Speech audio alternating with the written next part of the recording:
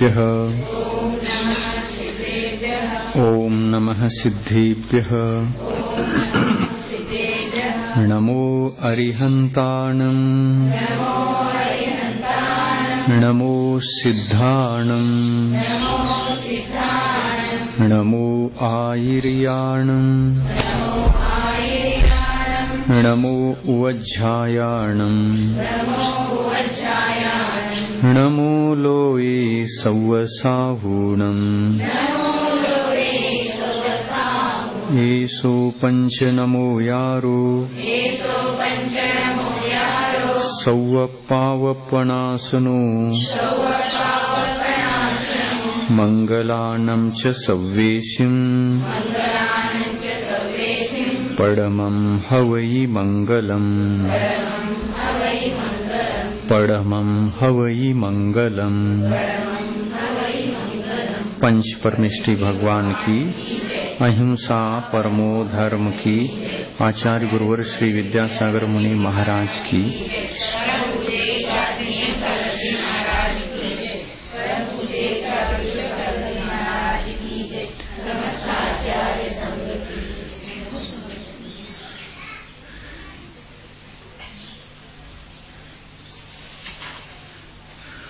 ಜನ್ಮಗಳಿಗೆ ಮೂರು ಭೇದಗಳಿವೆ.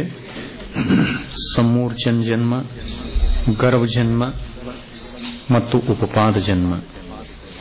ಸಮೂರ್ಛನ ಮತ್ತು ಗರ್ಭ ಜನ್ಮದ ವಿವರಣೆ ಮುಗಿದಿದೆ. ಉಪಪಾದ ಜನ್ಮವನ್ನು ಹೇಳೋದಿದೆ. ಉಪಪಾದ ಜನ್ಮ ಇದರ ಸ್ವಾಮಿತ್ವ ಎಷ್ಟು ಗತಿಯ ಜೀವಿಗಳಿಗಿದೆ? ದೇವ ಮತ್ತು ನಾರಕಿ. ದೇವತೆಗಳಲ್ಲಿ ಎರಡು ಭೇದಗಳನ್ನು ಹೇಳಬೇಕು. ಭವನಿತ್ರಿಕ ದೇವತೆಗಳು, ಆಮೇಲೆ ವೈಮಾನಿಕ ದೇವತೆಗಳು. ವೈಮಾನಿಕ ದೇವತೆಗಳಲ್ಲಿ ಎರಡು ಭೇದ. ಯಾರ್ಯಾರು? ಕಲ್ಪವಾಸಿ ಮತ್ತು ಕಲ್ಪಾತೀತ ದೇವತೆಗಳು. ಭವನತ್ರಿಕ ದೇವತೆಗಳಲ್ಲಿ ಪರ್ಯಾಪ್ತಕ ಅವಸ್ಥೆಯಲ್ಲಿ ಎಷ್ಟು ಗುಣಸ್ಥಾನಗಳಿವೆ? 1 ರಿಂದ 4. ಅಂದರೆ ಅಲ್ಲಿ ಹೋದ ನಂತರ ಸಮ್ಯಕ್ ದರ್ಶನ ಪ್ರಾಪ್ತ ಮಾಡಿಕೊಳ್ಳಬಹುದು. ಹೋಗುವಾಗ ಸಮ್ಯಕ್ತ್ವರಹಿತ ಇದ್ದವರೇ ಅಲ್ಲಿ ಹೋಗ್ತಾರೆ. ಭವನವಾಸಿ, ವ್ಯಂತರ್ವಾಸಿ ಮತ್ತು ಜ್ಯೋತಿಷ್ಕ. ಈ 3 ಪ್ರಕಾರದ ದೇವತೆಗಳಲ್ಲಿ ಜನ್ಮ ತಾಳತಕ್ಕಂತಹ ಜೀವಗಳು 2 ಗತಿಯ ಜೀವಗಳು. ಯಾವ ಗತಿ? ಮನುಷ್ಯ ಮತ್ತು ತಿರ್ಯಂಶ. ಮತ್ತೆಲ್ಲಿಂದ ಹೋಗ್ತಾರೇನು? ಮನುಷ್ಯರಲ್ಲಿ ಪರ್ಯಾಪ್ತಕ ಮನುಷ್ಯರು, ಅಪರ್ಯಾಪ್ತಕ ಮನುಷ್ಯರು ಹೋಗಲ್ಲ. ಲಬ್ಧಿ ಅಪರ್ಯಾಪ್ತಕ. ಮತ್ತು ತಿರ್ಯಂಶಗಳಲ್ಲಿ ಗರ್ಭಜ ತಿರ್ಯಂಶರು ಮತ್ತು ಸಮೂರ್ಛನ ತಿರ್ಯಂಶರು ಭವನತ್ರಿಕದಲ್ಲಿ ಹೋಗಬಹುದು. ಸಮೂರ್ಛನ್ ಪರ್ಯಾಪ್ತಕ ತಿರ್ಯಂಶರು ಹೋಗಬಹುದು. ಮತ್ತು ಗರ್ಭಜ ತಿರ್ಯಂಶ ಜೀವಗಳು ಪಂಚೇಂದ್ರಿ ಸೌಜ್ಞಿ ಅವು ಹೋಗಬಹುದು. ಅಸೌಜ್ಞಿನೂ ಕೂಡ ಹೋಗಬಹುದು. ಅಸೌಜ್ಞಿ ಸಮೂರ್ಛನ ಜೀವಗಳು ಮತ್ತು ಅಸೌಜ್ಞಿ ಗರ್ಭಜ ಜೀವಗಳು ಕೂಡ ಭವನತ್ರಿಕದಲ್ಲಿ ಜನ್ಮ ತಾಳಬಹುದು. ಅಸೌಜ್ಞಿ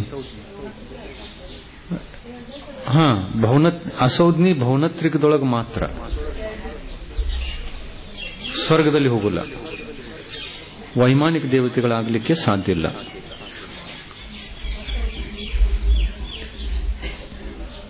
ಇನ್ನು ಭವನತ್ರಿಕದಲ್ಲಿ ಯಾರು ಹೋಗ್ತಾರೆ ಅನ್ನೋದು ಗೊತ್ತಾಯಿತು. 2 ಗತಿಯ ಜೀವಗಳು. 2 ಗತಿಯ ಜೀವಗಳಲ್ಲಿ ಯಾರು? ಸಮೂರ್ಛನ ಸೌಜ್ಞಿ ಪಂಚೇಂದ್ರಿಯ ಮತ್ತು ಅಸೌಜ್ಞಿ ಪಂಚೇಂದ್ರಿಯ. ಸಮೂರ್ಛನ ಗರ್ಭಜ ಸೌಜ್ಞಿ ಪಂಚೇಂದ್ರಿಯ ಮತ್ತು ಅಸೌಜ್ಞಿ ಪಂಚೇಂದ್ರಿಯ. ಈ 4 ಪ್ರಕಾರದ ತಿರ್ಯಂಶಗಳು ಭವನತ್ರಿಕದಲ್ಲಿ ಜನ್ಮ ತಾಳಬಹುದು.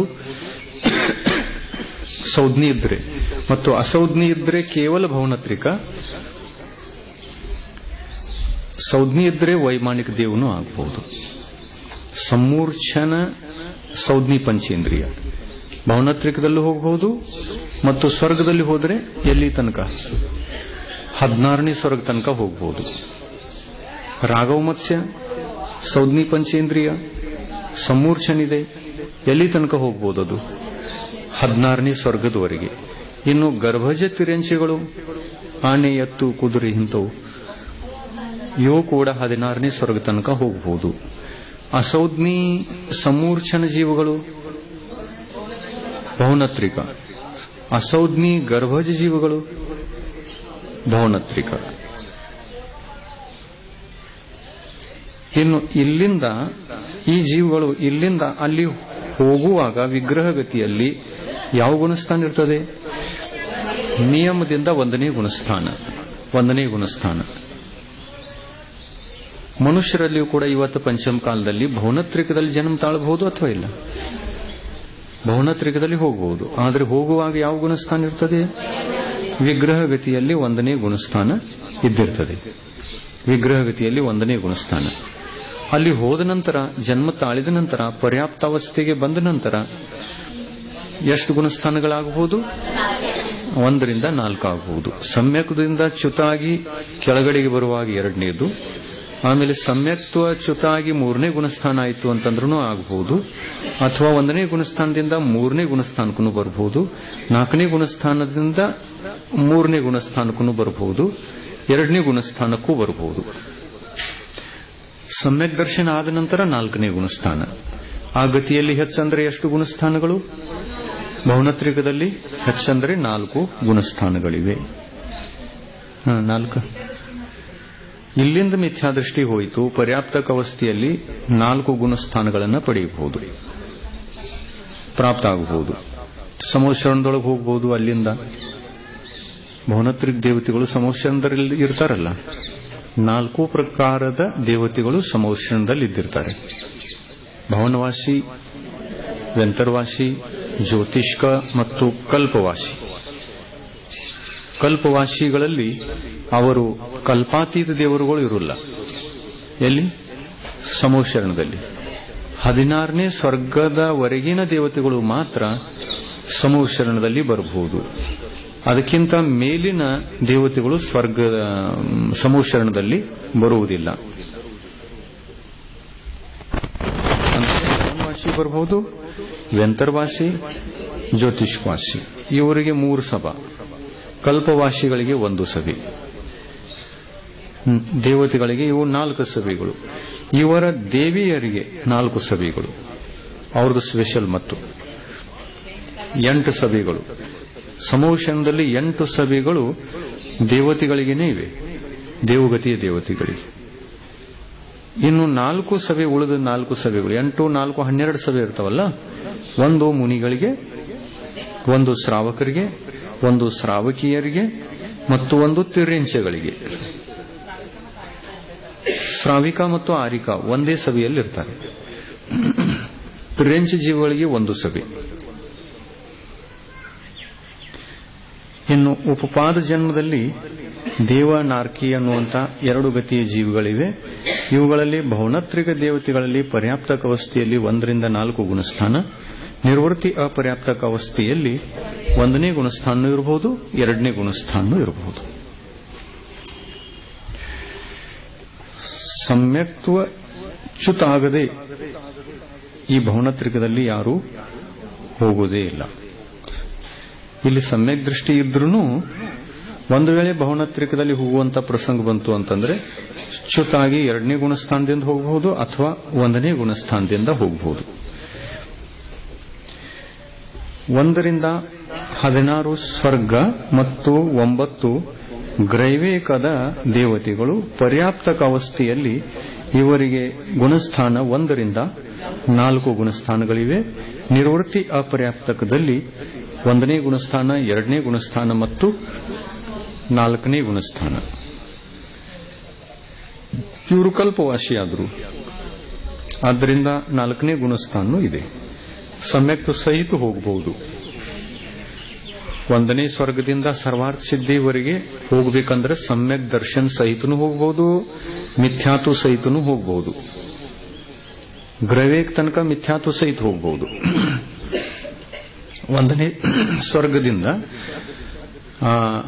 16 ಸ್ವರ್ಗಗಳು ಮತ್ತು 9 ಗ್ರೈವೇಕ ವಿಮಾನಗಳು ಇಲ್ಲಿ ಹೋಗುವಾಗ ಸಮ್ಯಕ್ ದರ್ಶನ್ ಸಹಿತನೂ ಹೋಗಬಹುದು, ಮಿಥ್ಯಾತ್ವ ಸಹಿತನೂ ಹೋಗಬಹುದು.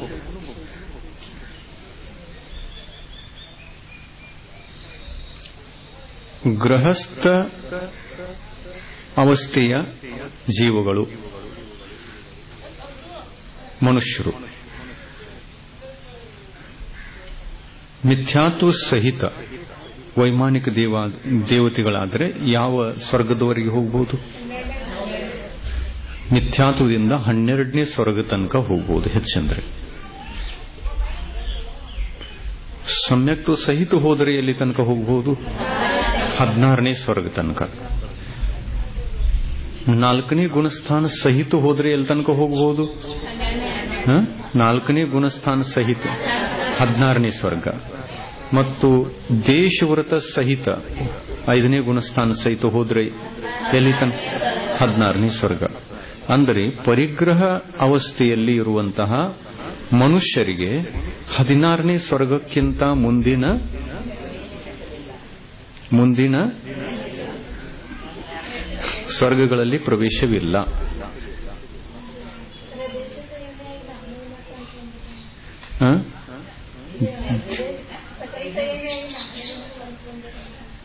ಸಕಲ ಸಂಯಮಿ ಇದ್ದವರು ಮರಣ ಎಲ್ಲಿ ಆಗಬೇಕು?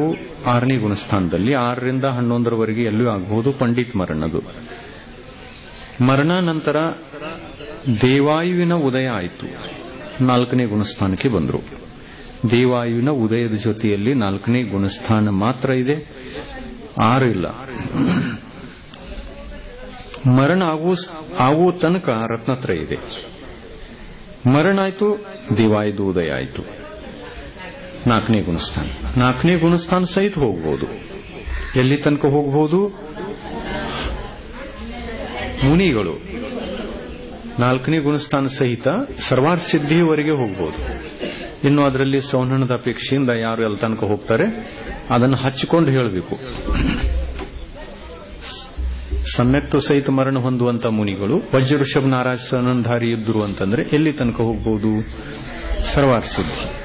2ನೇ ಸನನ್ ಇತ್ತು, ಸಮ್ಯಕ್ ದರ್ಶನ್ ಇತ್ತು ಅಂತಂದ್ರೆ ಎಲ್ಲಿ ತನಕ ಹೋಗಬಹುದು? ನವ ಅನುದಿಶ.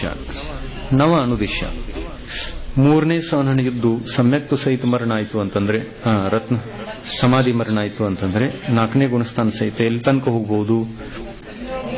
ನವಗ್ರವೀಕ ತನಕ ಹೋಗಬಹುದು. 3ನೇ ಸೌನದಿಂದ ನವಗ್ರವೀಕ. 4ನೇ ಸೌನದಿಂದ ಸಮ್ಯಕ್ತ್ವ ಸಹಿತ 16ನೇ ಸ್ವರ್ಗ ತನಕ ಹೋಗಬಹುದು. 5ನೇ ಸೌನನ್ ಸಹಿತ 12ನೇ ಸ್ವರ್ಗ ತನಕ. 6ನೇ ಸೌನನ್ ಸಹಿತ 8ನೇ ಸ್ವರ್ಗ. ಆ ಚಾರ್ಟ್ ಎಲ್ಲ ಬಾಯ್ಪಾಟ್ ಆಗಿದೆಯಲ್ಲ, ಆ ಚಾರ್ಟ್ ಬಾಯ್ಪಾಟ್ ಆಯ್ತು ಅಂದ್ರೆ ಎಲ್ಲಿ ಏನು ತೊಂದರೆ ಆಗುಲ್ಲ ಹೇಳುವಾಗ. ಇನ್ನು ಅದನ್ನ ಈಗ ದ್ರವ್ಯಲಿಂಗ ಭಾವಲಿಂಗ ಅಂತಿದೆಯಲ್ಲ, ದ್ರವ್ಯಲಿಂಗಿ ಮುನಿಗಳು ದಿಗಂಬರರು, ಬಾಯಿ ದಿಗಂಬರವರು, ಅವರೆಲ್ಲಿ ತನಕ ಹೋಗಬಹುದು? ಮಿಥ್ಯಾತು ಸಹಿತ ಇದ್ದಾಗ 9ನೇ ಗ್ರವಿಗೆ ತನಕ ಹೋಗಬಹುದು. ಇನ್ನು ದ್ರವ್ಯಲಿಂಗನೂ ಇಲ್ಲ, ಭಾವಲಿಂಗನೂ ಇಲ್ಲ, ವೇಷ ಇದೆ, ಅವರೆಲ್ಲಿ ತನಕ ಹೋಗಬಹುದು? 4 ಗತಿಗಳಿಗೆ ಹೋಗಬಹುದು. ಸ್ವರ್ಗದಲ್ಲಿ ಎಲ್ಲಿ ತನಕ ಹೋಗಬಹುದು?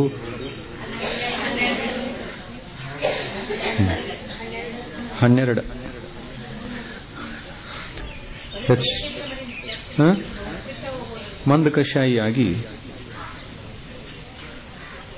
ಮಂದಕಶಾಹಿಯಾಗಿ ಹೋಗಬಹುದು. ಆದರೆ ವೃತ ಇಲ್ಲಲ್ಲ, ಸಂಯಮ ಇಲ್ಲ, ದ್ರವ್ಯ ಸಂಯಮ ಇಲ್ಲ, ಭಾವ ಸಂಯಮನೂ ಇಲ್ಲ.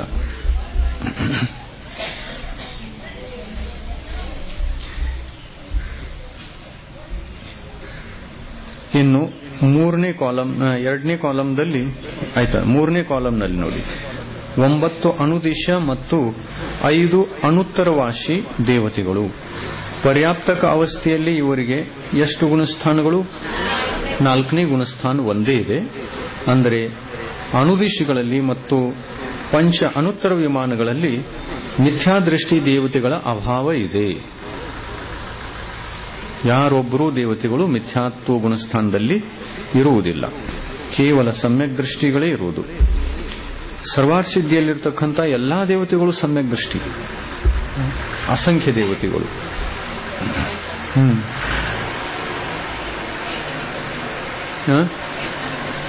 ಕ್ಷಾಯಿಕ್ ಸಮ್ಯಕ್ ದೃಷ್ಟಿ, ಕ್ಷಾಯಿಕ್ ಸಮ್ಯಕ್ ದೃಷ್ಟಿ ಇರಬಹುದು, ಕ್ಷಾೌಷಂ ಸಮ್ಯಕ್ ದೃಷ್ಟಿನೂ ಇರಬಹುದು. ಎರಡು ಸಮ್ಯಕ್ತುಗಳು ಅಲ್ಲಿವೆ ಸರ್ವಾರ್ ಸಿದ್ಧಿಯಲ್ಲಿ. ಏನ್ ಮಾಡಬೇಕು?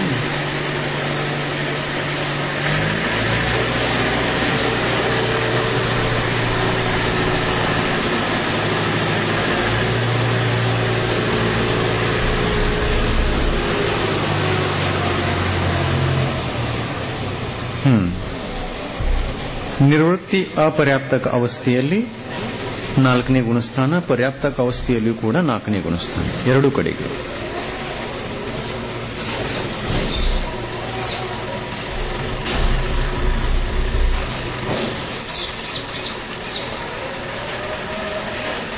ಇನ್ನು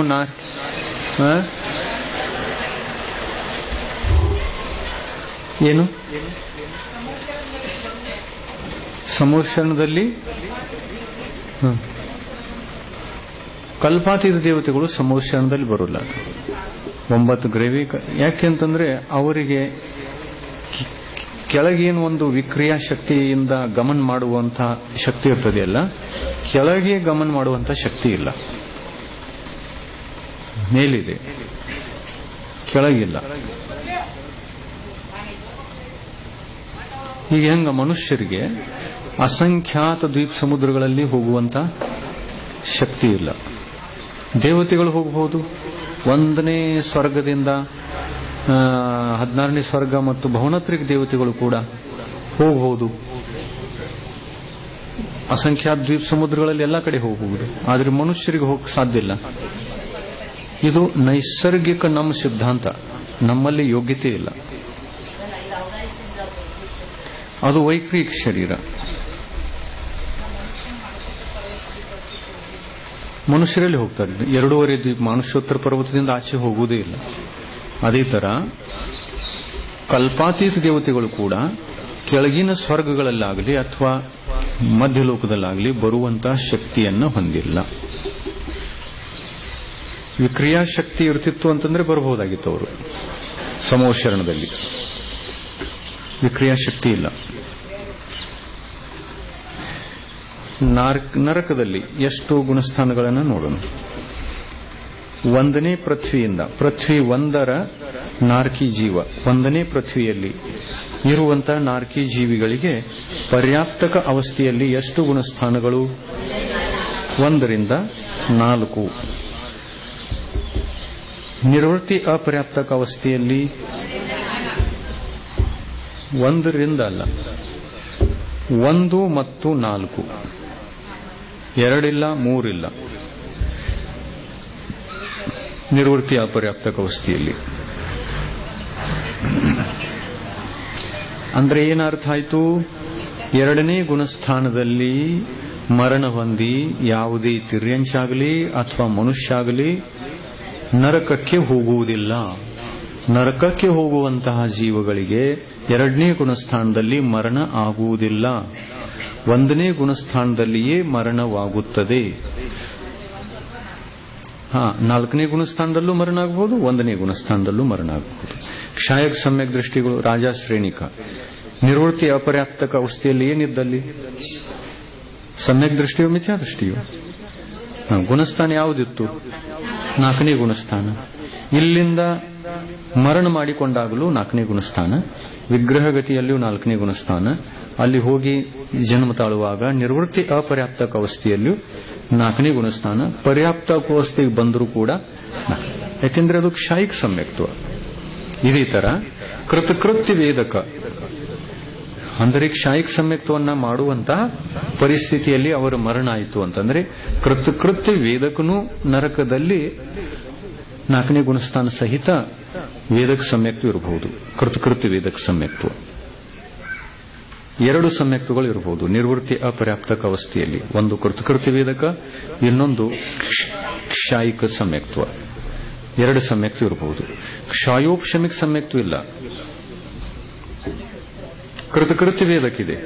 ಕ್ಷಾಯೋಪಶಮ ಸಮ್ಯಕ್ತ್ವ ಇಲ್ಲ, ಮತ್ತು ಪ್ರಥಮೋಪಸಮ್ಯಕ್ತನೂ ಇಲ್ಲ, ದ್ವಿತೀಯೋಪಶಮ ಸಮ್ಯಕ್ತನೂ ಇಲ್ಲ, ಯಾವ ಸಮ್ಯಕ್ತನೂ ಇಲ್ಲ. ಕೃತಕೃತ್ಯ ವೇದಕ ಮತ್ತು ಕ್ಷಾಯಿಕ ಎರಡು ಸಮ್ಯಕ್ತಗಳು ಇರಬಹುದು.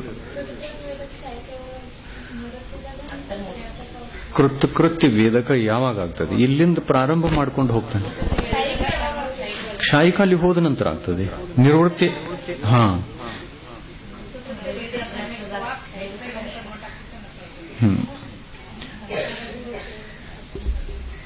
ಯಾವ್ದು ಕ್ವಶನ್ ಕೇಳ್ತಿದ್ದೀರಲ್ಲ, 1ನೇ ಚಾರ್ಟ್ನಲ್ಲಿ ಪೇಜ್ ನಂಬರ್ ಹೇಳ್ತೀವಿ, ತೆಗೀರಿ, ಅಲ್ಲಿ ನೋಡ್ಕೊಳ್ಳಿ. ಬದ್ಧ ಮನುಷ್ಯಾಯುಷ್ಕ ತಿರ್ಯಂಚ ಬದ್ಧ,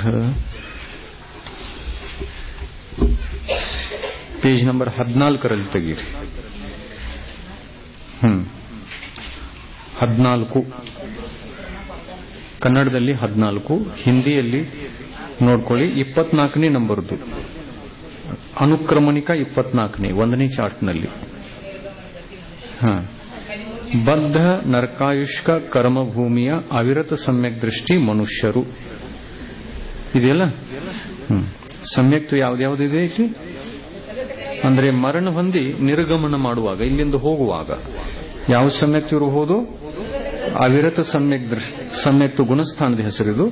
ಕೃತಕೃತ್ಯ ವೇದಕ್ಕೆ ಇರಬಹುದು ಮತ್ತು ಕ್ಷಾಯಿಕ ಸಮ್ಯಕ್ತು ಇರಬಹುದಲ್ಲ. ಇನ್ನು ಪ್ರಶ್ನೆ ಏನಿತ್ತು? ಕೃತಕೃತ್ಯ ವೇದಕ ಅಪರ್ಯಾಪ್ತಕ ಅವಸ್ಥೆಯಲ್ಲಿ ಅಷ್ಟೇ ಇರ್ತದೇನು? ಈ ತರ ಪ್ರಶ್ನೆ.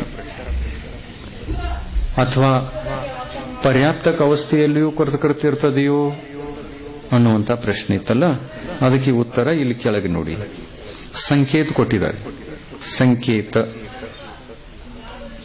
ಇಂಥ ಮನುಷ್ಯರ ವೈಕರಿಕ ಮಿಶ್ರಕಾಯೋಗದಲ್ಲಿ 22 ಮತ್ತು 21 ಪ್ರಕೃತಿ ರೂಪ 2 ಸತ್ವಸ್ಥಾನಗಳಿವೆ. ಅಂದರೆ ವೈಕರಿಕ ಕಾಯಯೋಗದಲ್ಲಿ ಕೇವಲ 21ರ ಒಂದೇ ಸತ್ವಸ್ಥಾನವಿದೆ.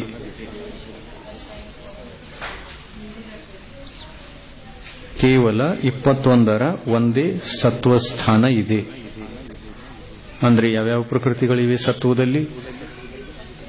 21 ಅಂದ್ರೆ ಅನಂತಾನುಬಂಧಿ, 25ರಲ್ಲಿ 4 ಇಲ್ಲ,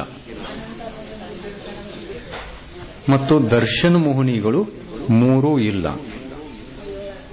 21 ಉಳಿದುವಲ್ಲ. ಅಂದರೆ ಪರ್ಯಾಪ್ತಕ ಅವಸ್ಥೆಗೆ ಬಂದಾಗ ಅಲ್ಲಿ ಯಾವ ಸಮ್ಯಕ್ತು ಇರ್ತದೆ ಅಂತ ಅರ್ಥ ಆಯ್ತು? ಕ್ಷಾಯಿಕ. ಕೃತಕೃತ್ಯ ವೇದಕ ಇರುವುದಿಲ್ಲ ಪರ್ಯಾಪ್ತಕ ಅವಸ್ಥೆಯಲ್ಲಿ. ಅಪರ್ಯಾಪ್ತಕ ಅವಸ್ಥೆಯಲ್ಲಿ ಕೃತಕೃತ್ಯ ವೇದಕ ಇರಬಹುದು, ಒಂದು ಅಪೇಕ್ಷೆ. ಇನ್ನು ಸತ್ವಸ್ಥಾನ 22 ಮತ್ತು 21 2 ಸತ್ವಸ್ಥಾನಗಳು ಇವೆ ಅಂತ ಹೇಳಿದ್ದಾರೆ.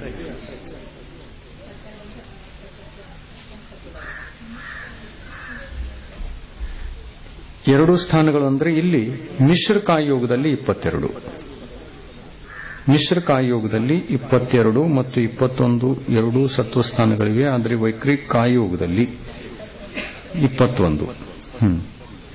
ಅಂದರೆ ಅಪರ್ಯಾಪ್ತಕ ಅವಸ್ಥೆಯಲ್ಲಿ ಕೃತಕೃತ್ಯ ವೇದಕ ಒಂದೇ ಇದೆ ಅಂತ ಅರ್ಥ ಆಯಿತು. ವೈಕರಿಕ ಮಿಶ್ರ ಕಾಯೋಗದಲ್ಲಿ ಅಪರ್ಯಾಪ್ತಕ ಅವಸ್ಥೆಯಲ್ಲಿ ಕ್ಷಾಯಿಕ ಸಮ್ಯಕ್ತನೂ ಇರಬಹುದು ಮತ್ತು ಕೃತಕೃತ್ಯ ವೇದಕನೂ ಇರಬಹುದು. ಆದರೆ ಪರ್ಯಾಪ್ತಕ ಅವಸ್ಥೆಗೆ ಬಂದಾಗ ಕ್ಷಾಯಿಕ ಸಮ್ಯಕ್ತ್ವ ಮಾತ್ರ ಇರ್ತದೆ.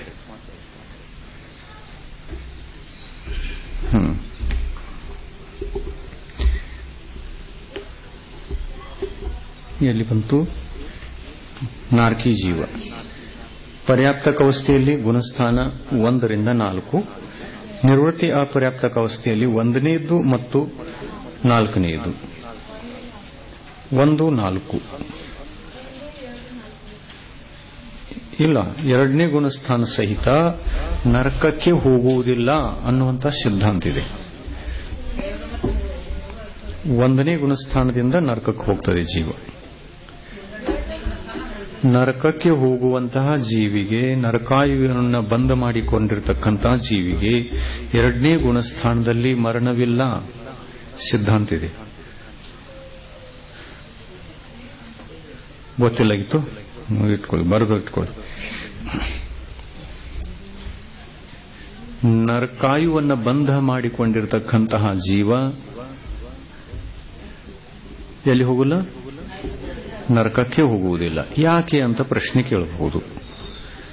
ಎರಡನೇ ಗುಣಸ್ಥಾನದಲ್ಲಿ ಬರುವಂತಹ ಜೀವ ಯಾವುದು?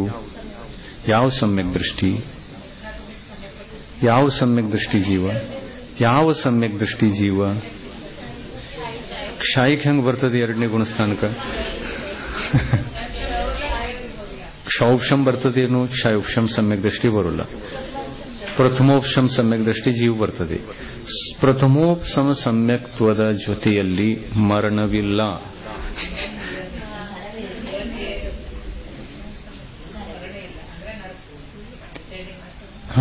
ನರಕಗತಿಗೆ ಹೋಗುವಂತಹ ಜೀವಿಗೆ ಎರಡನೇ ಗುಣಸ್ಥಾನ ಸಹಿತ ಗಮನವಿಲ್ಲ ಅಂತ ಹೇಳ್ತಾ ಇದ್ದಾರೆ. ಅಂದಮೇಲೆ ಮರಣವೂ ಇಲ್ಲ, ಆದ್ದರಿಂದ ಗಮನವಿಲ್ಲ. ಮರಣ ಆಯಿತು ಅಂತಂದ್ರೆ ಎರಡನೇ ಗುಣಸ್ಥಾನ ಇದೆ.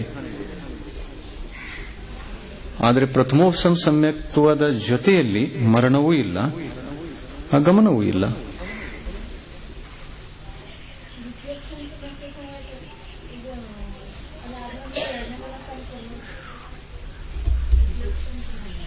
ಪ್ರಥಮೋಪಶಮ ಸಮ್ಯಕ್ತ್ವ ಇರುವಾಗ ಚ್ಯುತ ಆಗಬಹುದು, ಎರಡನೇ ಗುಣಸ್ಥಾನಕ್ಕೆ ಬರಬಹುದು. ಆದರೆ ನರಕಕ್ಕೆ ಹೋಗುವಂತಹ ಜೀವ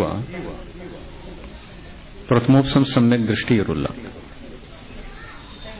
ಕ್ಷಾಯುಕ್ಷಂ ಸಮ್ಯಕ್ತ್ವ ಜೊತೆಯಲ್ಲಿ ಮರಣ ಆಗಬಹುದು, ಅದು ನಾಲ್ಕನೇ ಗುಣಸ್ಥಾನದಲ್ಲಿ. ಆದರೆ ನರಕಕ್ಕೆ ಹೋಗುವಂತಹ ಜೀವಿಗೆ ಕ್ಷಾಯುಕ್ಷಂ ಸಮ್ಯಕ್ತ್ವದ ಜೊತೆಯಲ್ಲಿ ಮರಣ ಇಲ್ಲ. ಇದೆ, ಆದರೆ ಕೃತಕೃತ್ಯ ವೇದಕದ ಜೊತೆಯಲ್ಲಿ ಮರಣ ಇದೆ. ಕ್ಷಾಯುಕ್ಷಂ ಸಮ್ಯಕ್ತದ ಜೊತೆಯಲ್ಲಿ ಮರಣ ಇಲ್ಲ. ಅಂದರೆ ಮರಣವಾಗುವಕ್ಕಿಂತ ಮುಂಚಿತವಾಗಿ ಕ್ಷಾಯುಕ್ಷಂ ಸಮ್ಯಕ್ತವು ನಷ್ಟ ಆಗ್ತದೆ, ಮರಣ ಆಗ್ತದೆ ಒಂದನೇ ಗುಣಸ್ಥಾನದ ಜೊತೆಯಲ್ಲಿ.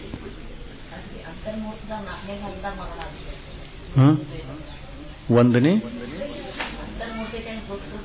ಏನು ಅಂತರ್ಮುಹೂರ್ತದಲ್ಲಿ ಕೃತಕೃತ್ಯ ವೇದಕ ಅಂತರ್ಮುಹೂರ್ತದಲ್ಲಿ 4 ಭೇದ ಮಾಡಬೇಕು. 4ನೇ ಭಾಗದೊಳಗೆ ಮರಣ ಆಗಬೇಕು. ಸರಿ, ಭಾಗ ಅಂತೂ ಇದ್ದೇ ಇದೆ. ಭಾಗ ಅದು ಕೃತಕೃತ್ಯ ವೇದಕದ ಭಾಗಗಳು. ಆದರೆ ಕ್ಷಾಯುಕ್ಷಂ ಸಮ್ಯಕ್ ದೃಷ್ಟಿಗೆ ಯಾವ ಭಾಗನೂ ಇಲ್ಲ.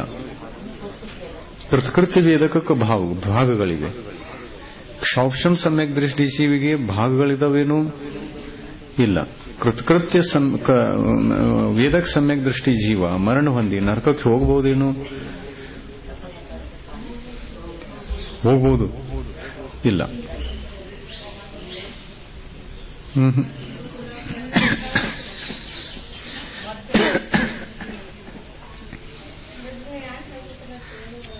ತಿಳಿದೇ ಬರುವತ್ತು.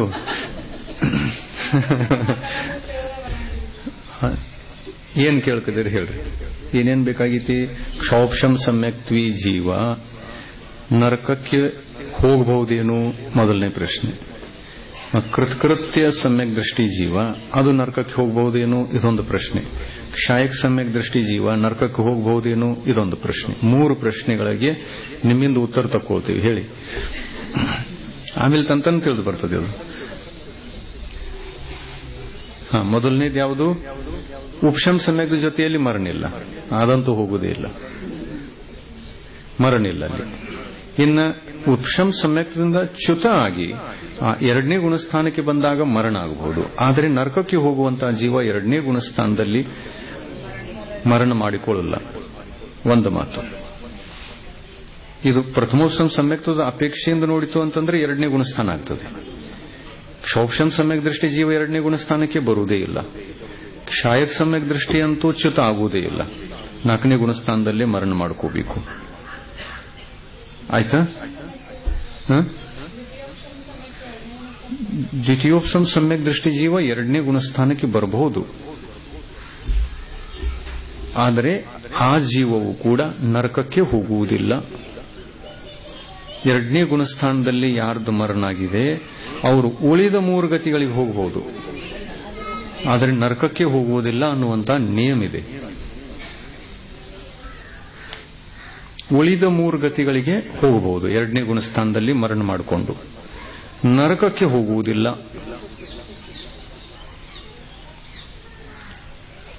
ಆಯ್ತಾ? ಉಪಶಮ ಸಮ್ಯಕ್ ದೃಷ್ಟಿ ಜೀವಿಗಳು, ಪ್ರಥಮೋಪಶಮ ಸಮ್ಯಕ್ ದೃಷ್ಟಿ ಜೀವಿಗಳು ಪ್ರಥಮೋಪಶಮ ಸಮ್ಯಕ್ತ್ವ ಸಹಿತ ಮರಣ ಮಾಡಿಕೊಳ್ಳುವುದಿಲ್ಲ. ಯಾಕೆಂದ್ರೆ ಅದರಲ್ಲಿ ಮರಣ ಇಲ್ಲ.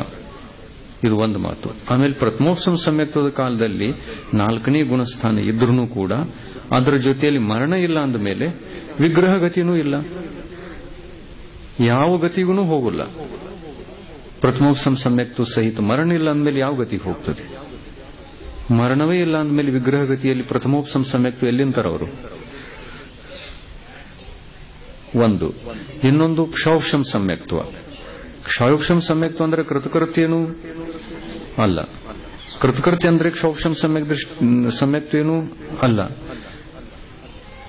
ಕೃತಕೃತ್ಯ ವೇದಕದಲ್ಲಿ 6 ಪ್ರಕೃತಿಗಳನ್ನು ಕ್ಷಯ ಮಾಡಿರ್ತಾನೆ, ಒಂದು ಪ್ರಕೃತಿಯನ್ನು ಮಾತ್ರ ಕ್ಷಯ ಮಾಡೋದಿದೆ, ಸಮ್ಯಕ್ ಪ್ರಕೃತಿ. ಅದು ಸತ್ವದಲ್ಲೂ ಇದೆ ಮತ್ತು ಕ್ಷಯ ಮಾಡುವಂತಹ ಕಾರ್ಯನೂ ನಡೆದಿದೆ, ಅದನ್ನೇ ಕ್ಷಯ ಮಾಡ್ತಾ ಇರುವುದು. ಯಾರಿಗೆ 6 ಪ್ರಕೃತಿಗಳ ಕ್ಷಯ ಆಗಿ ಹೋಗಿದೆ, ಒಂದು ಪ್ರಕೃತಿ ಕ್ಷಯ ಮಾಡೋದು ಉಳಿದಿದೆ, ಆ ಜೀವಿ ಹೆಸರು ಕೃತಕೃತ್ಯ ವೇದಕ. ಇನ್ನು ಸತ್ವದಲ್ಲಿರ್ತಕ್ಕಂತಹ ಆ ಸಮ್ಯಕ್ ಪ್ರಕೃತಿಯನ್ನ ಕ್ಷಯ ಮಾಡಲಿಕ್ಕೆ ಎಷ್ಟು ಸಮಯ ಹಿಡಿತದೆ? ಅಂತರ್ಮುಹೂರ್ತ. ಆ ಅಂತರ್ಮುಹೂರ್ತದ 4 ಭಾಗ ಮಾಡಬೇಕು. 1ನೇ ಭಾಗದಲ್ಲಿ ಮರಣ ಆಯಿತು ಅಂತಂದ್ರೆ ದೇವಗತಿಗೆ ಹೋಗ್ತಾನೆ, 2ನೇ ಭಾಗದಲ್ಲಿ ಮರಣ ಆಯಿತು ಅಂತಂದ್ರೆ ದೇವಗತಿಗೂ ಹೋಗ್ತಾನೆ, ಮನುಷ್ಯಗತಿಗೂ ಹೋಗ್ತಾನೆ, 3ನೇ ಭಾಗದಲ್ಲಿ ಮರಣ ಆಯಿತು ಅಂತಂದ್ರೆ ದೇವಗತಿ, ಮನುಷ್ಯಗತಿ, ತಿರ್ಯಂಚಿಗತಿ, 3 ಗತಿಗಳಲ್ಲಿ ಹೋಗಬಹುದು. 4ನೇ ಭಾಗದಲ್ಲಿ ಮರಣ ಆಯಿತು ಅಂದ್ರೆ 4 ಗತಿಗಳಿಗೆ ಹೋಗಬಹುದು, 4 ಗತಿಗಳಲ್ಲಿ ಹೋಗಬಹುದು. ಇನ್ನು ನರಕದಲ್ಲಿ ಹೋಗುವಂತಹ ಜೀವಿಗೆ ಯಾವ ಯಾವ ಗುಣಸ್ಥಾನಗಳಲ್ಲಿ ಮರಣ ಆಗಬಹುದು? 1ನೇ ಗುಣಸ್ಥಾನದಲ್ಲಿ ಮರಣ ಆಗಬಹುದು ಮತ್ತು 4ನೇ ಗುಣಸ್ಥಾನದಲ್ಲಿ ಮರಣ ಆಗಬಹುದು. ತಿಳಿತಲ್ಲ? ಒಂದು ಒತ್ತಾಟಿಗೆ ತಿಳಿಸಿದರೆ ತಿಳಿದಿದೆ.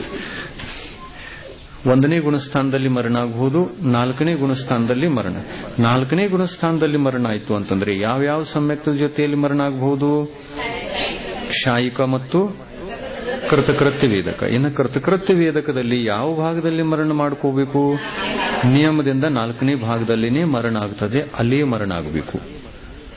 ಆಯ್ತಾ? ಕೃತಕೃತ್ಯ ಸಮ್ಯಕ್ ದೃಷ್ಟಿ ನರಕಕ್ಕೆ ಹೋಗಬಹುದು, 4ನೇ ಗುಣಸ್ಥಾನ ಸಹಿತ. ಉಪಶಮ ಸಮ್ಯಕ್ತಗಳು ಎರಡೂ ಇಲ್ಲಿ ಕೆಲಸಕ್ಕೆ ಬರುವಂತವಲ್ಲ, ನರಕಕ್ಕೆ ಹೋಗಬೇಕಾದ್ರೆ. ಉಪಶಮ ಸಮ್ಯಕ್ತ ಸಹಿತ ಯಾರೂ ನರಕಕ್ಕೆ ಹೋಗಿಲ್ಲ, ಹೋಗ್ತಾ ಇಲ್ಲ, ಹೋಗುವುದೂ ಇಲ್ಲ. ಇದು ಸೃಷ್ಟಿ ನಿಯಮ. ಕ್ಷಾಯಿಕ ಸಮ್ಯಕ್ ದೃಷ್ಟಿಗಳು ನರಕಕ್ಕೆ ಹೋಗಬಹುದೇ ಅಥವಾ ಇಲ್ಲ? ಹೋಗಬಹುದು. ಯಾರು ಹೋಗಿದ್ದಾರೆ ಹಾಗೆ? ಶ್ರೇಣಿಕ ರಾಜ. 7ನೇ ನರಕ ಯಾವಾಗ ಕಟ್ಕೊಂಡಿದ್ದ? ಯಾವ ಗುಣಸ್ಥಾನದಲ್ಲಿದ್ದಾಗ 7ನೇ ನರಕ ಕಟ್ಟಿತ್ತು? 1ನೇ ಗುಣಸ್ಥಾನದಲ್ಲಿದ್ದಾಗ. ನರಕಾಯುವಿನ ಬಂಧ ಯಾವ ಗುಣಸ್ಥಾನದಲ್ಲಿದೆ? ಆದರೆ ನರಕಕ್ಕೆ ಹೋಗುವಾಗ 4ನೇ ಗುಣಸ್ಥಾನ ಇರಬಹುದು ಅಥವಾ ಇಲ್ಲ? ಇರಬಹುದು. ನರಕಾಯು ಕಟ್ಟಿದ ನಂತರ ಸಮ್ಯಕ್ತು ಪ್ರಾಪ್ತ ಆಯಿತು, ಅದು ಕ್ಷಾಯಿಕ ಸಮ್ಯಕ್ ದರ್ಶನ ಪ್ರಾಪ್ತ ಆಯಿತು. ಮರಣ ನಂತರ 4ನೇ ಗುಣಸ್ಥಾನ ಸಹಿತ ಹೋಗಬಹುದು. ಯಾವ ನರಕಕ್ಕೆ ಹೋಗಬಹುದು? ಹೆಚ್ಚಂದರೆ ಸಮ್ಯಕ್ ದೃಷ್ಟಿ ಜೀವಿಗಳು ಸಮ್ಯಕ್ತು ಸಹಿತ ಹೊರಟಿದ್ದಾರೆ ಅಂತಂದ್ರೆ ನರಕಕ್ಕೆ 1ನೇ ನರಕ ತನಕ ಮಾತ್ರ ಹೋಗ್ತಾರೆ ವಿನಃ ಸಮ್ಯಕ್ತು ಸಹಿತ ಕೆಳಗಿನ ನರಕಗಳಲ್ಲಿ ಯಾವ ಜೀವಿಗಳಿಗೂ ಜನ್ಮವಿಲ್ಲ. ನರಕಕ್ಕೆ ಹೋಗುವಾಗ ಸಮ್ಯಕ್ತ ಜೊತೆಯಲ್ಲಿತ್ತು ಅಂತಂದ್ರೆ ಕೇವಲ 1ನೇ ನರಕ ತನಕ ಹೋಗಕ್ಕೆ ಸಾಧ್ಯ ಇದೆ. ಇನ್ನು ನರಕಕ್ಕೆ ಹೋಗುವಂತಹ ಸಮ್ಯಕ್ ದೃಷ್ಟಿ ಜೀವಿಗಳು 2 ಪ್ರಕಾರದವರು: ಕೃತಕೃತ್ಯ ವೇದಕ, ಕ್ಷಾಯಿಕ ಸಮ್ಯಕ್ ದೃಷ್ಟಿ.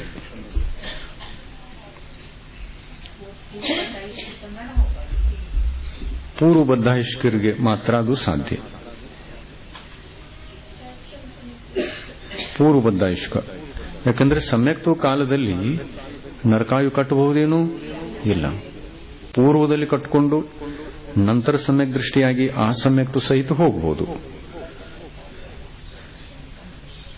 ಕರ್ಮಭೂಮಿಕಾ ಮನುಷ್ಯ. ಕ್ಷೌಕ್ಷಮ ಸಮ್ಯಕ್ತ ಏನಾಯ್ತು?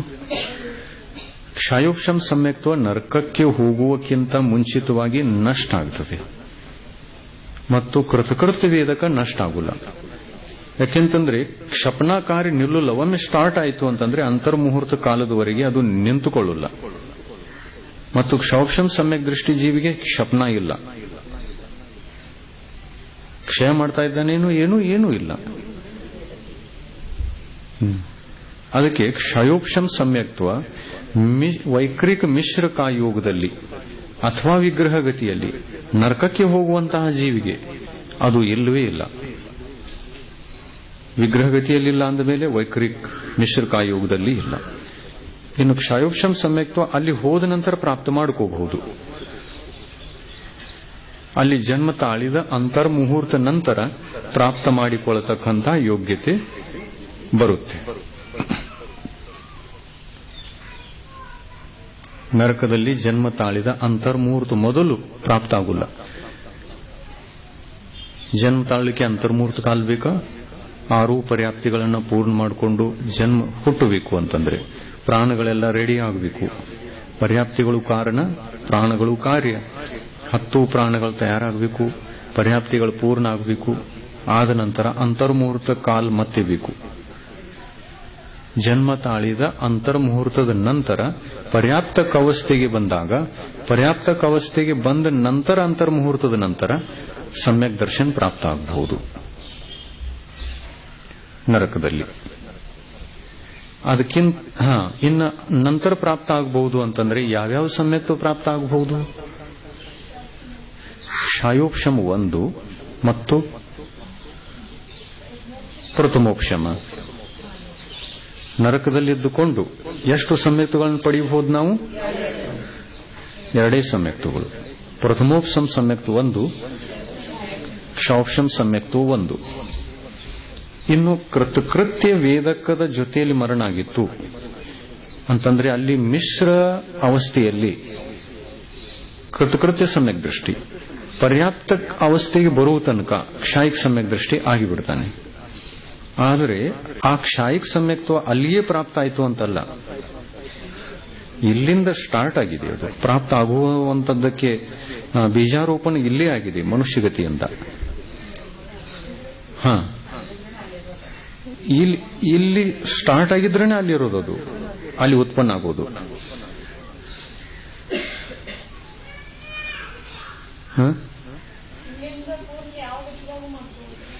ಇಲ್ಲಿಂದ ಯಾವ ಗತಿದೊಳಗೂ ಪೂರ್ಣ ಮಾಡ್ಕೋಬಹುದು. ಕೃತಕೃತ್ಯ ವೇದಕ ಅವಸ್ಥೆಯಲ್ಲಿ ಮರಣ ಆಯಿತು ಅಂತಂದ್ರೆ 4 ಗತಿಗೆ ಹೋಗಬಹುದಿಲ್ಲ, ಹೋಗಬಹುದು. ಆ 4 ಭಾಗಗಳಲ್ಲಿ ಎಲ್ಲಿ ಮರಣ ಆಗ್ತದೆ ಅದರ ಅನುಸಾರವಾಗಿ ಅಲ್ಲಿ ಹೋಗಬಹುದು. ಹೋದ ನಂತರ ಅಲ್ಲಿ ಪರ್ಯಾಪ್ತಕ ಅವಸ್ಥೆಯಲ್ಲಿ ಕ್ಷಾಯಿಕ ಸಮ್ಯಕ್ತ್ವ ಪ್ರಾಪ್ತ ಆಗಿಬಿಡ್ತದೆ. ಆದರೆ ಅಲ್ಲಿ ಹೋದ ನಂತರ ಮಾಡಿಕೊಂಡ ಅಂತಲ್ಲ, ಕ್ಷಾಯಿಕ ಸಮ್ಯಕ್ತವನ್ನು ಪ್ರಾಪ್ತ ಮಾಡಿಕೊಳ್ಳಿಕ್ಕೆ ಪ್ರಾಪ್ತಿಯ ಸ್ಟಾರ್ಟಿಂಗ್ ಏನೇನು ಬೇಕು? ಕೇವಲಿ ಶ್ರುತ ಕೇವಲಿಗಳ ಪಾದಮೂಲ ಬೇಕು, ವಜ್ರ ಋಷಭ ನಾರಾಜ ಸನನ್ ಬೇಕು, ಆಮೇಲೆ ಆ ತಕ್ಕ ಒಂದು ವಿಶುದ್ಧಿ ಅದು ಬೇಕು. 3 ಕರ್ಣಗಳನ್ನು ಮಾಡಬೇಕು. ಕೇವಲಿ ಶ್ರುತ ಕೇವಲಿಗಳ ಪಾದಮೂಲದಲ್ಲಿ ಈ 3 ಕರ್ಣ, ಅಧಃಕರಣ, ಅಪೂರ್ವಕರಣ, ಅನಿವೃತ್ತಿಕರಣ ಕ್ಷಯ ಮಾಡಲಿಕ್ಕೆ ಈ ಕರ್ಣ ಪರಿಣಾಮಗಳು ಬೇಕೇ ಬೇಕು. ಕ್ಷಯ ಆದಾಗ ಕ್ಷಯ ಆಗತಾ ಆಗತಾ ಜೀವ ಸಾಯಿತು ಅಂತಂದ್ರೆ ಅದು ಕೃತಕೃತ್ಯ ವೇದಕ. ಅಂದ್ರೆ ಎಲ್ಲಿ ಕೇವಲಿ ಶ್ರುತ ಕೇವಲಿಗಳ ಪಾದ ಮೂಲದಲ್ಲಿ ಇದ್ದುಕೊಂಡು ಕ್ಷಪನ ಪ್ರಾರಂಭ ಮಾಡಿ ಅವರ ಪಾದ ಮೂಲದಲ್ಲಿ ಮರಣ ಮಾಡ್ಕೊಂತು ಜೀವ. ಅವ್ರ ಚರಣದೊಳಗೆ ಸತ್ ನರಕಕ್ಕೆ ಹೋಗೋದಂತಂದ್ರೆ ಎಷ್ಟು ದುರ್ಭಾಗ್ಯ. ಆದ್ರೆ ಬದ್ಧಾಯಿಷ್ಕಿದೆಯಲ್ಲ, ಮರಣ ಎಲ್ಲಿ ಬೇಕಾದರೂ ಬರಬಹುದು. ನಾವು ಮಂದಿರದಲ್ಲಿದ್ರೆ ಏನು ಮತ್ತು ಕೇವಲಿ ಭಗವಂತರ ಪಾದ ಮೂಲದಲ್ಲಿದ್ರೆ ಏನು, ನರಕಕ್ಕೆ ಹೋಗಕ್ಕೆ ಏನು ಅಡ್ಡಿ ಇಲ್ಲ. ಬದ್ಧಾಯಿಷ್ಕಿ ಇದ್ದೀವಂತಂದ್ರೆ. ಬದ್ಧಾಯಿಷ್ಕಿ ಇಲ್ಲ ಅಂತಂದ್ರೆ ನಾವು ಮಂದಿರದಲ್ಲಿದ್ರೆ ಬಹಳ ಒಳ್ಳೆಯದು. ಯಾಕೆಂದ್ರೆ ಆ ಪರಿಣಾಮಗಳ ವಿಶುದ್ಧಿಯಿಂದ ನಾವು ಸಮ್ಯಕ್ ದೃಷ್ಟಿ ಆಗುವುದು, ಆಗದೇನೆ ಇರಬಹುದು. ಮಂದಕಶಾಯಿಗಳಾಗಿರಬಹುದು. ಮಂದಕಶಾಯಿ ಇತ್ತು ಅಂತಂದ್ರೆ ನರಕಕ್ಕೆ ಹೋಗುವುದೇ ಇಲ್ಲ. ಬದ್ಧಾಯುಷ್ಕ ಜೀವ ನಿಯಮದಿಂದ ನರಕಕ್ಕೆ ಹೋಗಲೇಬೇಕು. ಬೇಕಾದಲ್ಲಿ ಇರಲಿ, ಅದು ಸಮೋಶರಣದೊಳಗಿದ್ರೂ ಅಲ್ಲಿಂದ ಹೋಗಬೇಕು. ಪಾದಮೂಲದಲ್ಲಿ ಅಂತರ್ಮೂರ್ತಿ ಹಿಡಿತದೆ ಅಲ್ಲ, ಪಾದಮೂಲ ಎಷ್ಟು ಅಂತರ್ಮೂರ್ತದವರೆಗೆ ಬೇಕು ಕ್ಷಪನ ಮಾಡಲಿಕ್ಕೆ, ಅಲ್ಲಿಂದ ನರಕಕ್ಕೆ ಹೋಗ್ಬೋದು. ಅಂದ್ರೆ ಜೈನ ಧರ್ಮದಲ್ಲಿ ಏಕಾಂತ ಏನಿಲ್ಲ, ಸಮೋಷಣದಲ್ಲಿದ್ದವರೆಲ್ಲ ಸ್ವರ್ಗಕ್ಕೆ ಹೋಗ್ತಾರಂತ, ನರಕಕ್ಕೂ ಹೋಗ್ತಾರೆ. ಎಂಥ ಮನುಷ್ಯರು, ಬದ್ಧ ನರಕಾಯುಷ್ಯ ಮನುಷ್ಯರು, ಕೇವಲಿ ಶ್ರುತ ಕೇವಲಿಗಳ ಪಾದಮೂಲದಲ್ಲಿ ಸಮೋಷಣದಲ್ಲಿ ಎಲ್ಲಿದ್ದರೂ ಕೂಡ ಮರಣ ಹೊಂದಿ ನರಕಕ್ಕೆ ಹೋಗಬೇಕು. ಕೃತಕೃತ್ಯ ಅವಸ್ಥೆಯಲ್ಲಿ ಮರಣ ಆಯಿತು ಅಂತಂದ್ರೆ ನರಕಕ್ಕೆ ಹೋಗಬಹುದು.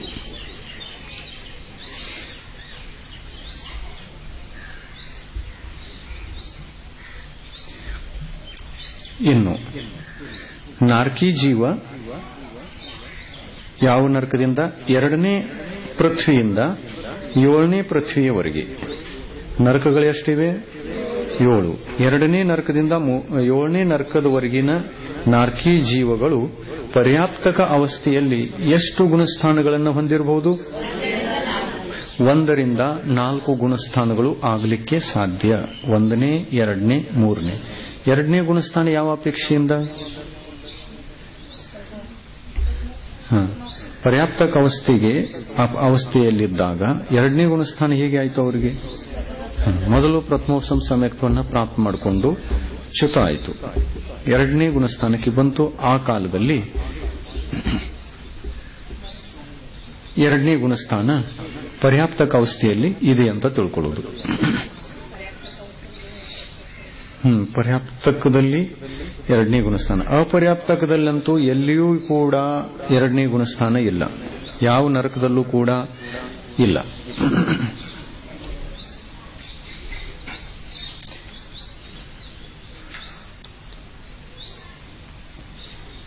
ಒಂದರಿಂದ 3.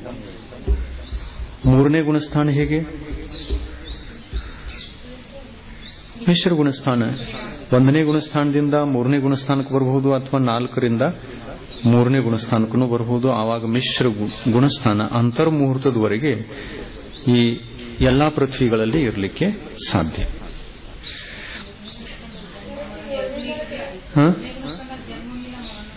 ಮೂರನೇ ಗುಣಸ್ಥಾನದಲ್ಲಿ ಜನ್ಮವೂ ಇಲ್ಲ, ಮರಣವೂ ಇಲ್ಲ. ಪರ್ಯಾಪ್ತಕ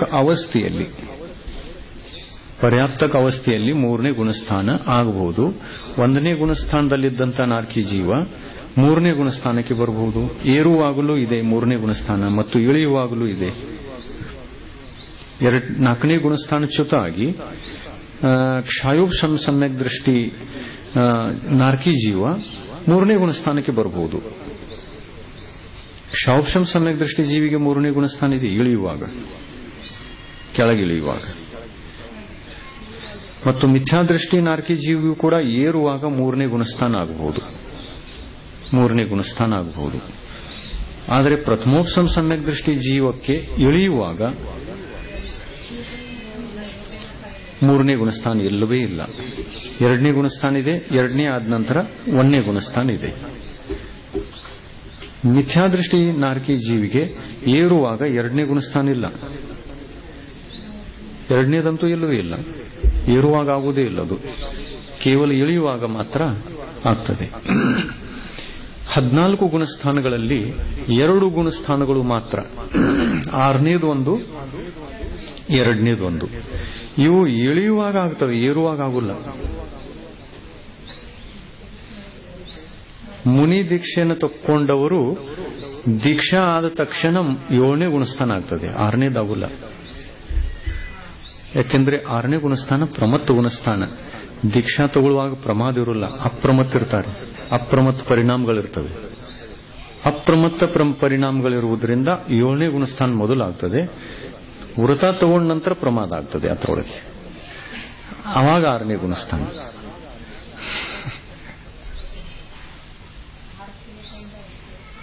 ಯಾಕೆ ತಗೊಂಡ ಅಂತರ್ಮೂರ್ತದೊಳಗೆ ಶುರು ಆಯ್ತು, ಅಲ್ಲೇ ಸ್ಟೇಜ್ ಮೇಲೆ 6ನೇ ಗುಣಸ್ಥಾನ. ಒಂದು ಸೆಕೆಂಡಿನಲ್ಲಿ ಎಷ್ಟೋ ಸಲ 6ನೇ 7ನೇ ಆಗಿಬಿಡ್ತದೆ. ಪರಿಣಾಮಗಳು ಸ್ಥಿರವಾಗಿ ಉಳಿಲ್ಲ. ವಿಶುದ್ಧಿ ಮಟ್ಟ ದೀಕ್ಷೆಯನ್ನು ತಗೊಳ್ಳುವಾಗ 7ನೇದಾಯ್ತಿಲ್ಲೋ ತಕ್ಷಣ 6ನೇದು ಆಯ್ತು. ಆದರೆ ಆಗುವಾಗ 7ನೇದು ಮೊದಲಾಗ್ತದೆ, 6ನೇದು ನಂತರ ಆಗ್ತದೆ. ಈಗ ಹೇಗೆ ಒಂದು ಉದಾಹರಣೆ ಕೊಡ್ತೇವೆ ನೋಡಿ. ಕಂಪನಿಯಲ್ಲಿ ಹೋಗಿ ಕಾರ್ ಗಾಡಿ ಖರೀದಿ ಮಾಡ್ರಿ. ಕಾರ್ ಗಾಡಿ ಖರೀದಿ ಮಾಡಿದ್ರೆ ಹೊಸ ಸೆಕೆಂಡ್ ಹ್ಯಾಂಡ್ ಏನಲ್ಲ, ಹೊಸ ಎಕ್ದಮ್ ನ್ಯೂ. ಅದರೊಳಗೆ ಕೂತ್ಕೊಂಡು ಸ್ವಲ್ಪ ಓಡಿಸಿದ್ರು ಕೂಡ ಅದು ಸೆಕೆಂಡ್ ಹ್ಯಾಂಡ್ ಹೌದಲ್ಲ. ಸೆಕೆಂಡ್ ಹ್ಯಾಂಡ್ ಮೊದಲಾಯ್ತೋ ಸೆಕೆಂಡ್ ಹ್ಯಾಂಡ್ ಮೊದಲಾಯ್ತೋ ಅಥವಾ ಕಂಪನಿದ ಕಾರ್ ಗಾಡಿ ಮೊದಲು ಬಂತು ಕೈಯೊಳಗೆ? ಕಂಪನಿದ ಕಾರ್ ಗಾಡಿ ಮೊದಲು ಕೈಯೊಳಗೆ ಬಂತು, ನಂತರ ಸೆಕೆಂಡ್ ಹ್ಯಾಂಡ್ ಆಯ್ತಲ್ಲ. ಹಂಗ ಇದು 7ನೇ ಗುಣಸ್ಥಾನದ ದೀಕ್ಷೆ. ಇದು ಮೊದಲಾಯ್ತು, ಆ ದೀಕ್ಷೆಯಲ್ಲಿ ದೋಷ ಆಯ್ತು. ಯಾವಾಗ ಆಯ್ತು? ನಾವು ತಗೊಂಡಾಗ, ಉಪಯೋಗಿಸಿದಾಗ ಆಯ್ತು.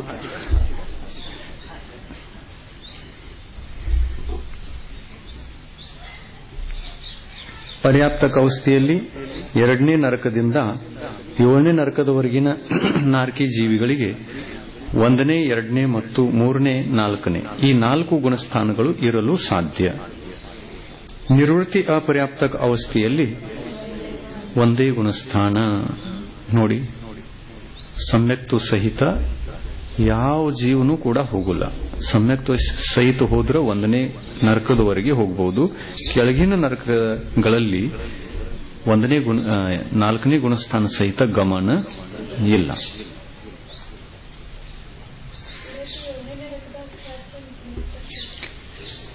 ಏಳನೇ ನರಕದಲ್ಲಿ ಇರುವಂತಹ ನಾರ್ಕಿ ಜೀವಿಗಳಿಗೆ ಪ್ರಥಮೋಪಶಮ ಮತ್ತು ಕ್ಷಾಯೋಪಶಮ ಈ 2 ಸಮ್ಯಕ್ತಗಳು ಪ್ರಾಪ್ತವಾಗಲಿಕ್ಕೆ ಸಾಧ್ಯ ಪರ್ಯಾಪ್ತಕ ಅವಸ್ಥೆಯಲ್ಲಿ. ನಿವೃತ್ತಿ ಅಪರ್ಯಾಪ್ತಕ ಅವಸ್ಥೆಯಲ್ಲಿ ಒಂದೇ ಮಿಥ್ಯಾತು ಗುಣಸ್ಥಾನ ಮಾತ್ರ ಇದೆ. ಇನ್ನು 7ನೇ ನರಕದಲ್ಲಿ ಮತ್ತೊಂದು ವಿಶೇಷ ಅಂತಂದ್ರೆ, ಮರಣ ಹೊಂದುವಾಗ 7ನೇ ನರಕದ ನಾರ್ಕಿ ಜೀವ ಮರಣ ಹೊಂದುವಾಗ 4ನೇ ಗುಣಸ್ಥಾನ ಇದ್ರೂ ಕೂಡ ಅಂತರ್ಮುಹೂರ್ತ ಮೊದಲು ಆ ಸಮ್ಯಕ್ತ್ವ ನಾಶವಾದ ನಂತರವೇ ಮರಣ ಆಗ್ತದೆ ವಿನಃ ಸಮ್ಯಕ್ತ್ವ ಇರುವಾಗ ಮರಣ ಇಲ್ಲ.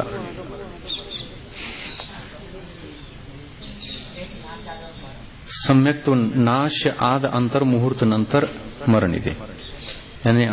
ಅಂದ್ರೆ ಅಂತರ್ಮುಹೂರ್ತ ಮೊದಲು ಸಮ್ಯಕ್ತ್ವ ನಾಶ ಆಗ್ತದೆ.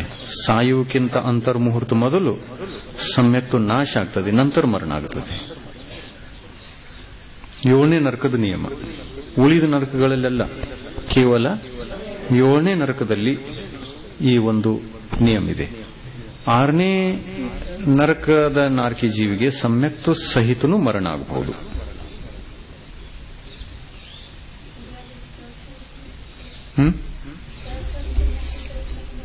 ಆಗಬಹುದು.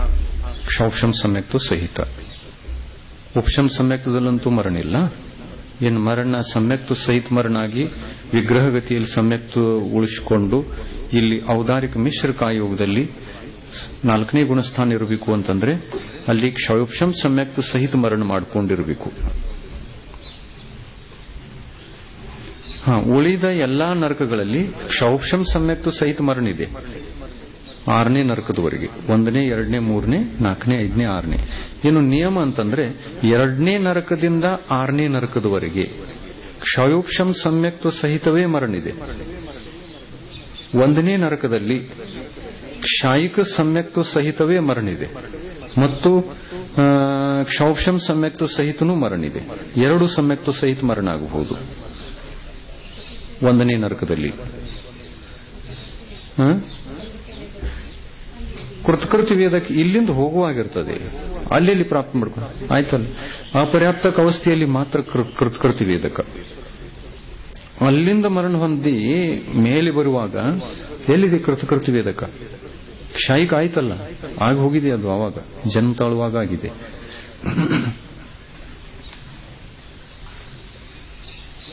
ಎರಡು ಸಮ್ಯಕ್ತ್ವದಿಂದ ಮರಣ 1ನೇ ನರಕದಲ್ಲಿದೆ. 1 ಸಮ್ಯಕ್ತ್ವದಿಂದ ಮರಣ 2ರಿಂದ 6ನೇ ನರಕದವರೆಗಿದೆ. 7ನೇ ನರಕದಲ್ಲಿ ಸಮ್ಯಕ್ತ್ವ ಸಹಿತ ಮರಣ ಇಲ್ಲವೇ ಇಲ್ಲ. ಕಾರಣ ಏನು ಅಂತಂದ್ರೆ ಅಷ್ಟು ಸಂಕ್ಲೇಶ ಪರಿಣಾಮ ಆ 7ನೇ ನರಕದಲ್ಲಿ ಇರುವ ಕಾರಣ ಮರಣ ಕಾಲದಲ್ಲಿ ಇನ್ನಿಷ್ಟು ಸಂಕ್ಲೇಶ ಪರಿಣಾಮ, ಸಮ್ಯಕ್ತೋ ಘಾತಕ ಪರಿಣಾಮ ಆಗಬಹುದು. ಅದಲ್ಲದೆ ಇನ್ನೊಂದು ಅದಕ್ಕೆ ಕಾರಣ ಏನು ಅಂತಂದ್ರೆ, 7ನೇ ನರಕದಲ್ಲಿ ಸಾಯುವಂತಹ ನಾರ್ಕಿ ಜೀವ ನಿಯಮದಿಂದ ಮಧ್ಯಲೋಕಕ್ಕೆ ಒಂದು ತಿರ್ಯಂಶ ಗತಿಯಲ್ಲಿಯೇ ಹುಟ್ಟುತ್ತದೆ ಅನ್ನುವಂಥ ನಿಯಮ ಇದೆ. ಈ ಒಂದು ನಿಯಮ ಏನು ಹೇಳ್ತಾ ಇದೆ ಅಂತಂದ್ರೆ, ಸಮ್ಯಕ್ ದೃಷ್ಟಿ ಜೀವಿಗೆ ತಿರ್ಯಂಶ ಗತಿ ಇಲ್ಲ. ಅದಕ್ಕಾಗಿ ತಿರ್ಯಂಶ ಗತಿಗೇನೆ ಬರ್ತದೆ, ತಿರ್ಯಂಶ ಆಯುವನ್ನೇ ಕಟ್ಟಿಕೊಂಡಿದೆ ಅಂತಂದ್ರೆ ಸಮ್ಯಕ್ತು ಸಹಿತ ಸಾಯಬಹುದೇನು? ಇಲ್ಲ. ಇದು ಮುಖ್ಯ ನಿಯಮ. ತಿರ್ಯಂಶ ಆಯುವನ್ನು ಕಟ್ಕೊಂಡಿರ್ತಕ್ಕಂಥ 7ನೇ ನರಕದ ನಾರ್ಕಿ ಜೀವ ಕಟ್ಕೊಂಡ ನಂತರ ಸಾಯ ಹೊಂದಲ್ಲ. 7ನೇ ನರಕದಲ್ಲಿರ್ತಕ್ಕಂಥ ನಾರ್ಕಿ ಜೀವ ತಿರ್ಯಂಶ ಆಯುವನ್ನೇ ಕಟ್ಕೊಳ್ತದೆ ನಿಯಮ ಇದೆಯಲ್ಲ, ಮನುಷ್ಯ ಆಯು ಕಟ್ಕೊಳ್ಳಲ್ಲ. ಬಂದ್ರೆ ಅದು ತಿರ್ಯಂಶ ಗತಿಗೇನೆ ಬರಬೇಕು.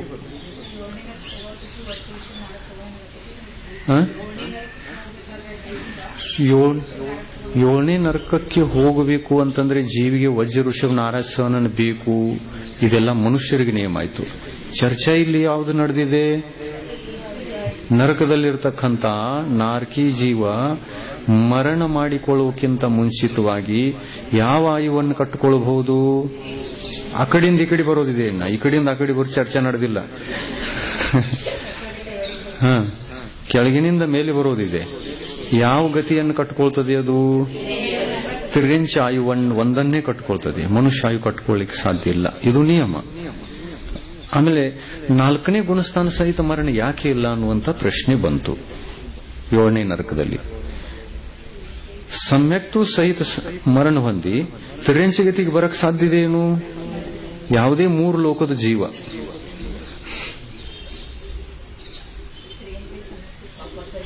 ಬರೋಲ್ಲ.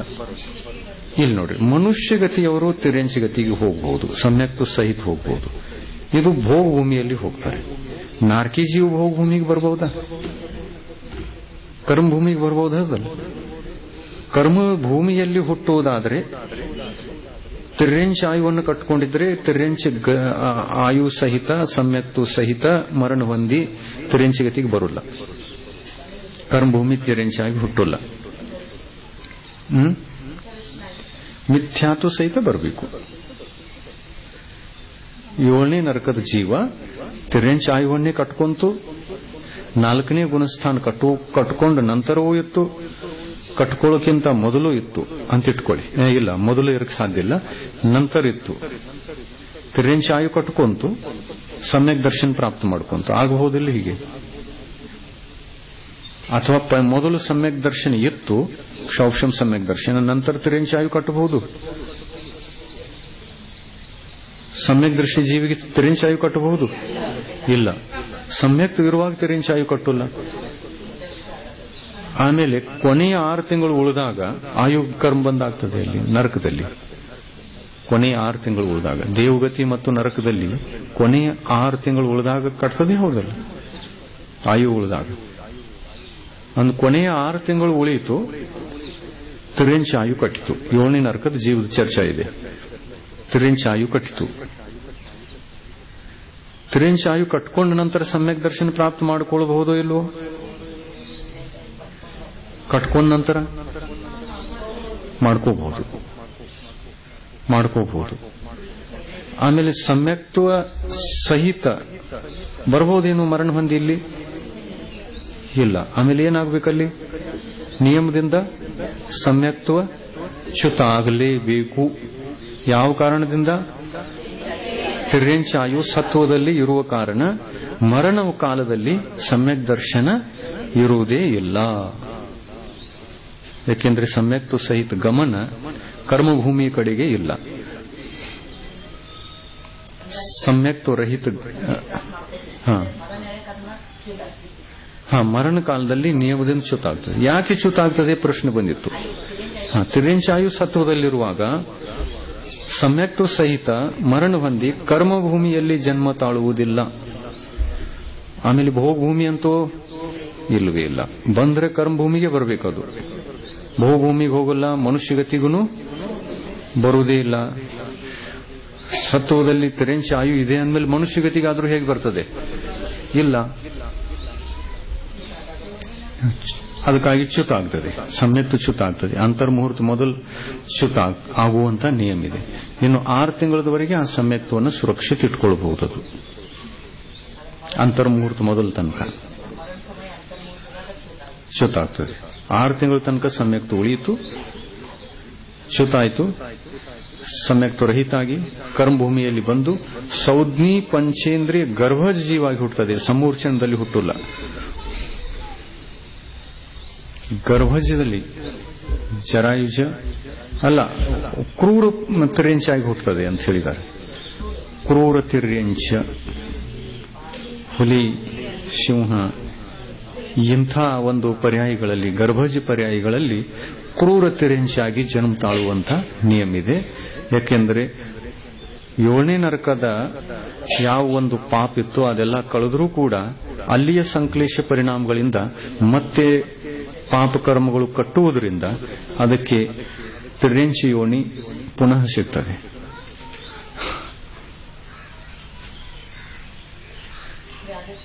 ಇನ್ನೊಂದು ತರ ಆಗಬಹುದು. 7ನೇ ನರಕದಲ್ಲಿ ಹೋಗಿ ಇಲ್ಲಿಂದ ಜೀವ ಜನ್ಮ ತಾಳಿತು. ಒಬ್ಬ ಮನುಷ್ಯ ಆಗಲಿ ಅಥವಾ ಒಂದು ತಿರ್ಯಂಚಿ ಆಗಲಿ ಕರ್ಮಭೂಮಿ ಇದ್ದು 7ನೇ ನರಕದಲ್ಲಿ ಹೋಗಿ ಜನ್ಮ ತಾಳಿತು. ಜನ್ಮ ತಾಳುವಾಗ ಮಿಥ್ಯಾತ್ವ ಗುಣಸ್ಥಾನಿತ್ತ ಮಿಶ್ರ ಅವಸ್ಥೆಯಲ್ಲಿ, ಪರ್ಯಾಪ್ತಕ ಅವಸ್ಥೆಗೆ ಬಂದ್ರೂ ಮಿಥ್ಯಾತ್ವ ಗುಣಸ್ಥಾನ ಇದೆ. ಇನ್ನು ಅಂತರ್ಮುಹೂರ್ತದ ನಂತರ ಸಮ್ಯಕ್ ದರ್ಶನ ಆಗಬಹುದು. ಕ್ಷೌಕ್ಷಂ ಸಮ್ಯಕ್ ದರ್ಶನ, ಉಪಶಂ ಸಮ್ಯಕ್ ದರ್ಶನ, ನಂತರ ಕ್ಷೌಕ್ಷಂ ಸಮ್ಯಕ್ ದರ್ಶನ, ಇವೆರಡೂ ಸಮ್ಯಕ್ತುಗಳಾಗಬಹುದು 7ನೇ ನರಕದಲ್ಲಿ. ಇನ್ನು ಉಪಶಂ ಸಮ್ಯಕ್ ದರ್ಶನದ ಕಾಲ ಅಂತರ್ಮುಹೂರ್ತ, ಅದನ್ನಷ್ಟಾಯಿತು. ಕ್ಷೌಕ್ಷಂ ಸಮ್ಯಕ್ ದರ್ಶನ ಉತ್ಪನ್ನ ಆಯಿತು. ಈ ಕ್ಷೌಕ್ಷಂ ಸಮ್ಯಕ್ ದರ್ಶನ ಇಡೀ ಬದುಕು 33,000 ರೂಪಾಯಿವರೆಗೆ ಸುರಕ್ಷಿತ ಉಳಿಯಿತು. ಆಮೇಲೆ 6 ತಿಂಗಳ ಆಯು ಉಳಿದಾಗ, 6 ತಿಂಗಳಿನ ಆಯು ಉಳಿದಾಗ ಮುಂದಿನ ಆಯು ಬಂದಾಗ್ತದೆ. ಮುಂದಿನ ಆಯು ಬಂದಾಗುವುದಿದೆ. ಆದರೆ ಯಾವ ಗತಿಗೆ ಬರುವಂತಹ ನಿಯಮ ಇದೆ? ತಿರ್ಯಂಚಿಗೆ ಬದು. ತಿರ್ಯಂಚ ಆಯುವನ್ನು ಕಟ್ಕೊಳ್ಳೋದಿದೆಯಲ್ಲ, ಆಮೇಲೆ ತಿರ್ಯಂಚ ಆಯುವನ್ನು ಕಟ್ಟಿಕೊಳ್ಳತಕ್ಕಂತಹ ಜೀವಿ ಇಡೀ ಜೀವನ ಸಮ್ಯಕ್ ಕ್ಷೌಕ್ಷಂ ಸಮ್ಯಕ್ತವನ್ನು ಉಳಿಸ್ಕೊಂತು. ಆದರೆ ತಿರ್ಯಂಚ ಆಯು ಕಟ್ಕೊಳ್ತಕ್ಕಂತಹ ಕಾಲ ಬಂತು ಅಂತಂದ್ರೆ ಸಮ್ಯಕ್ತ ಉಳಿಬಹುದೇನು? 6 ತಿಂಗಳು ಉಳಿದಾಗ ನಿಯಮದಿಂದ 6 ತಿಂಗಳು ಮೊದಲೇ ಸಮ್ಯಕ್ತದಿಂದ ಚ್ಯುತಾಗಿ ನಂತರ ತಿರ್ಯಂಚ ಆಯು ಕಟ್ಕೊಂತು. ತಿರ್ಯಂಚ ಆಯು ಕಟ್ಕೊಂಡ ನಂತರ ಮತ್ತೆ ಸಮ್ಯಕ್ ದರ್ಶನ ಪ್ರಾಪ್ತ ಮಾಡ್ಕೋಬಹುದು. 6 ತಿಂಗಳವರೆಗೆ ಇನ್ನ ಜೀವಿತ ಉಳಿದಿದೆಯಲ್ಲ, 6 ತಿಂಗಳ ತನಕ ಮತ್ತು ಕ್ಷೌಕ್ಷಂ ಸಮ್ಯಕ್ ದೃಷ್ಟಿಯಾಗಿ ಉಳಿಯಬಹುದು. ಆಯು ಪೂರ್ಣ ಆಗೋ ತನಕ. ಆದ್ರೆ ಮತ್ತೆ ಮರಣ ಕಾಲ ಬಂತು ಅಂತಂದ್ರೆ ಮತ್ತೆ ಅದು ಚ್ಯುತ ಆಗೋದು. ಕ್ಷೌಕ್ಷಂ ಸಮ್ಯಕ್ತದಿಂದ ಚ್ಯುತಾಗಿ ಮರಣ ಹೊಂದಿ 1ನೇ ಗುಣಸ್ಥಾನ ಸಹಿತ ಈ ಕ್ರೂರ ತಿರ್ಯಂಚ ಪರ್ಯಾಯದಲ್ಲಿ ಕರ್ಮಭೂಮಿಯಲ್ಲಿ ಬಂದು ಜನ್ಮ ತಾಳ್ತದೆ.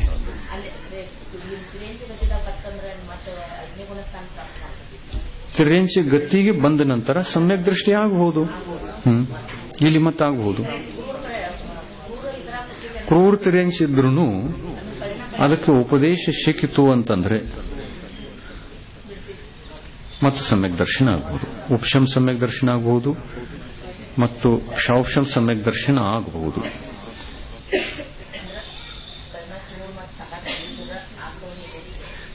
ಆ ಸಂಸ್ಕಾರ ಅಂತೂ ಇದ್ದೇ ಇರ್ತವೆ. ಆದರೆ ನಿಮಿತ್ತ ಸಿಕ್ತು ಅಂತಂದ್ರೆ ಕಷಾಯ ಮಂದಾಗಬಹುದು, ಕ್ರೂರ ಪರಿಣಾಮ ಕಡಿಮೆ ಆಗಬಹುದು, ಮತ್ತೆ ಸಮ್ಯಕ್ ದರ್ಶನ ಆಗಬಹುದು.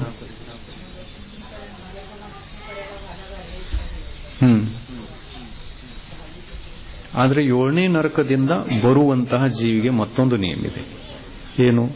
ಇಲ್ಲಿ ಬಂದು ತಿರ್ಯಂಚ ಆಯಿತು, ನಿಯಮದಿಂದ ತಿರ್ಯಂಚ ಆಗಿದೆ, ಪುನಃ ಒಂದು ಸಲ ನರಕಕ್ಕೆ ಹೋಗೋದು ಗ್ಯಾರಂಟಿ. ನರಕಕ್ಕೆ ಹೋಗಬಹುದು. ಆದರೆ ಆ ನರಕಕ್ಕೆ ಹೋಗುವಾಗ ಮತ್ತೆ ಸಮ್ಯಕ್ ದರ್ಶನ ನಾಶ ಆಗುವಂತ ನಿಯಮನೂ ಇದೆ. ನಾಶ ಮಾಡಿಕೊಂಡು ನರಕಾಯು ಕಟ್ಕೊಂಡು ಹೋಗುವಾಗ 1ನೇ ಗುಣಸ್ಥಾನ ಸಹಿತ ಮತ್ತೆ ಹೋಗಬೇಕು. ಇನ್ನು ಯಾವ ನರಕಕ್ಕೆ ಹೋದ್ರೂ ಹೋಗಬಹುದು. ಅದು 7ನೇ ನರಕಕ್ಕೆ ಹೋಗ್ಬೇಕಂತ ಏನ್ ನೇಮಿಲ್ಲ, ಯಾವ ನರಕಕ್ಕೆ ಹೋದ್ರೂ ಹೋಗಬಹುದು. ಆದ್ರೆ 7ನೇ ನರಕದಿಂದ ಬಂದು ಕರ್ಮಭೂಮಿಯ ತಿರ್ಯಂಚ ಆಗಿರತಕ್ಕಂತಹ ಜೀವ ಪುನಃ ಒಂದು ಸಲ ನರಕಕ್ಕೆ ಹೋಗಲೇಬೇಕು. ಇನ್ನು ಪಾಪ ಕಳೆದಿರಲ್ಲ.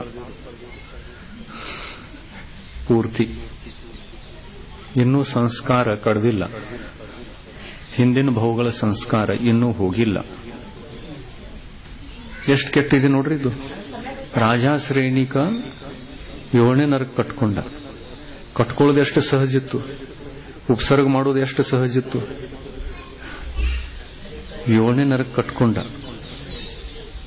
7ನೇ ನರಕಕ್ಕೆ ಹೋಗ್ತಿದ್ದ ಅಂತಂದ್ರೆ ಮತ್ತೆ ಯಾವ ಯೋನಿಗೆ ಬರ್ತಿದ್ದ? ತಿರ್ಯಂಶ ಯೋನಿಗೆ ಬರ್ತಿದ್ದ. ತಿರ್ಯಂಶ ಯೋನಿಗೆ ಮತ್ತೆ ಎಲ್ಲಿ ಹೋಗ್ತಿದ್ದ? ಮತ್ತೆ ನರಕಕ್ಕೆ ಹೋಗ್ತಿದ್ದ.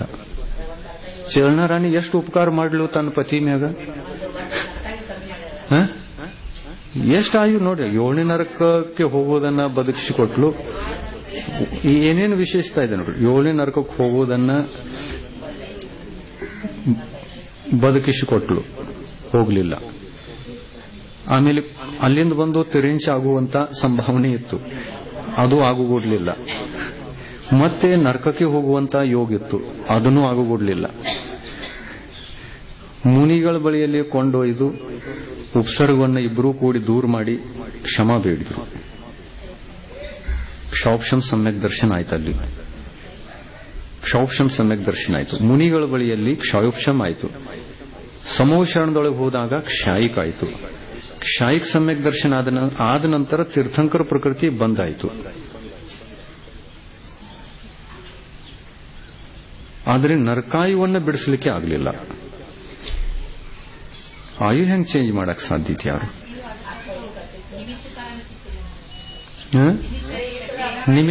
ನಿಮಿತ್ತ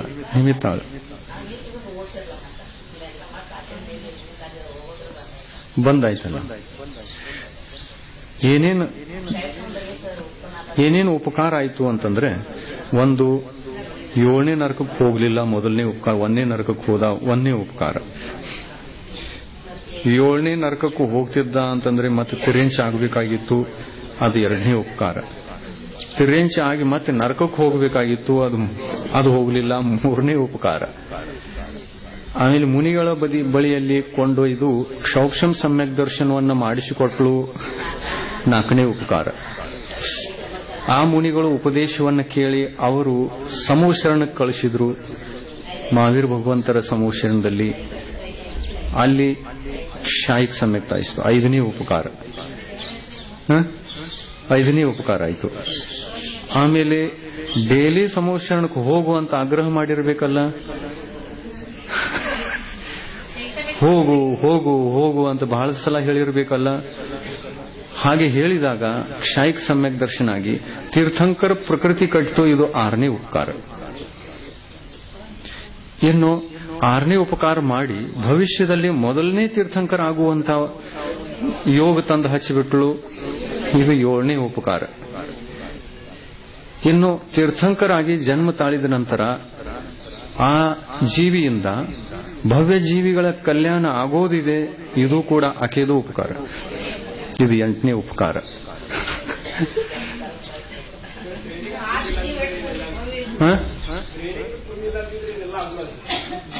ಒಂದು ಉಪಾದಾನ ಇತ್ತಲ್ಲ,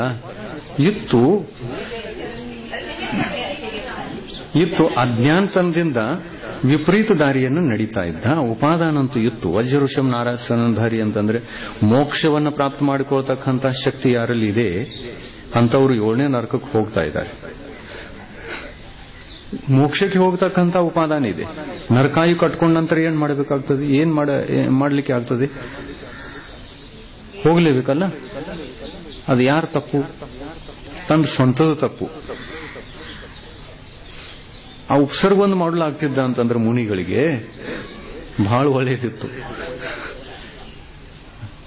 ಮೋಕ್ಷಕ್ಕೂ ಹೋಗಬಹುದಾಗಿತ್ತಲ್ಲ. ವಜ್ರಋಷಂ ನಾರಾಯಣನಿತ್ತು.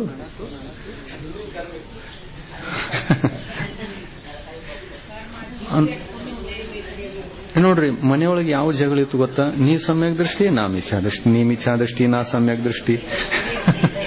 ಎಂಬಡಿ ಹೆಸರಿಡಿದ ಜಗಳ ಇತ್ತಲ್ಲ. ಎಷ್ಟು ಹಾನಿ ನೋಡ್ರಿ ಅದ. ಸಮ್ಯಕ್ತ್ವಕ್ಕೆ ವಿರೋಧ ಮಾಡೋದು ಬಹಳ ಹಾನಿ ಇದೆ. ಅಜ್ಞಾನಿ ಜೀವಿಗಳು ಸಮ್ಯಕ್ತ್ವದ ಧರ್ಮದ ವಿರೋಧ ಮಾಡಿ, ಸಮ್ಯಕ್ತ್ವಕ್ಕೆ ವಿರೋಧ ಮಾಡಿ ನುಕ್ಸಾನ ಯಾರಿಗೆ ಮಾಡ್ಕೊಳ್ತಾವು? ಸ್ವತಃಕ್ಕೆ ನುಕ್ಸಾನ ಆಗ್ತದೆ. ಮನೆಯೊಳಗಿದ್ದಂಥ ಧರ್ಮಾತ್ಮರನ್ನ ಸರಿಯಾಗಿ ಕಾಣೋದಿಲ್ಲ, ಧರ್ಮ ಪಸಂದ್ ಬರೋಲ್ಲ, ಅಡ್ನಾಡ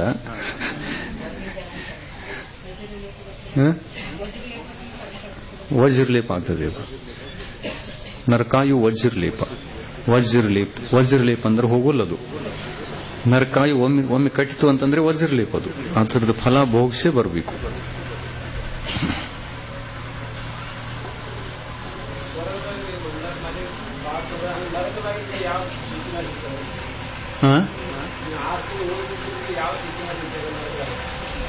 ಆರು ತಿಂಗಳ ಬಾಡ್ತದ. ನರಕದಲ್ಲಿ ಎಂಥ ಸಂಕೇತ ಸಿಗ್ತಾವು ಅಂತ ಅಲ್ಲಿ ಅಂಥ ಸಂಕೇತ ಏನು ಹೇಳಿಲ್ಲ. ತೀರ್ಥಂಕರರಿಗೆ ಮಾತ್ರ ಹೇಳಿದ್ದಾರೆ. 6 ತಿಂಗಳು ಮೊದಲು ಅವರಿಗೆ ವಜ್ರ ಕವಾಟ ನಿರ್ಮಾಣ ಆಗಿ ಕಪಾಟ ಅವ್ರಿಗೆ ಯಾವುದೂ ದುಃಖ ಆಗೋಲ್ಲ 6 ತಿಂಗಳ. ಅದೊಂದು ಸಂಕೇತ ತೀರ್ಥಂಕರಿಗೆ ಮಾತ್ರ ಇದೆ. ಅನ್ಯ ಜೀವಿಗಳಿಗೆ ಏನು ಸಂಕೇತ ಇದೆ ಅದನ್ನ ಹೇಳಿಲ್ಲ. ತೀರ್ಥಂಕರಿಗೆ ಸಂಕೇತ ಇದೆ.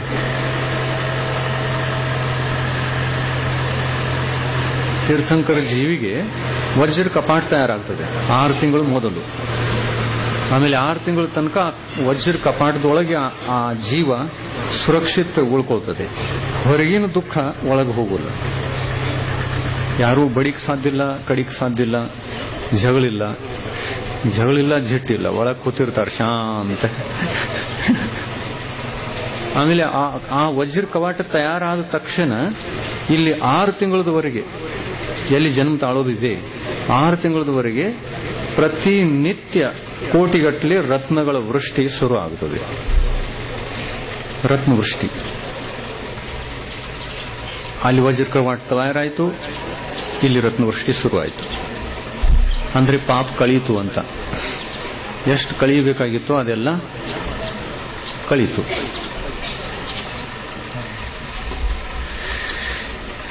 ಉಪಪಾದ ಜನ್ಮ ಸಂಬಂಧಿ ಚರ್ಚೆ ಮುಗಿಯಿತು. ನಾಳೆ ಮನುಷ್ಯರ ಮತ್ತು ದೇವತೆಗಳ ಭೇದಗಳನ್ನು ತಿಳ್ಕೊಳ್ಳೋಣ.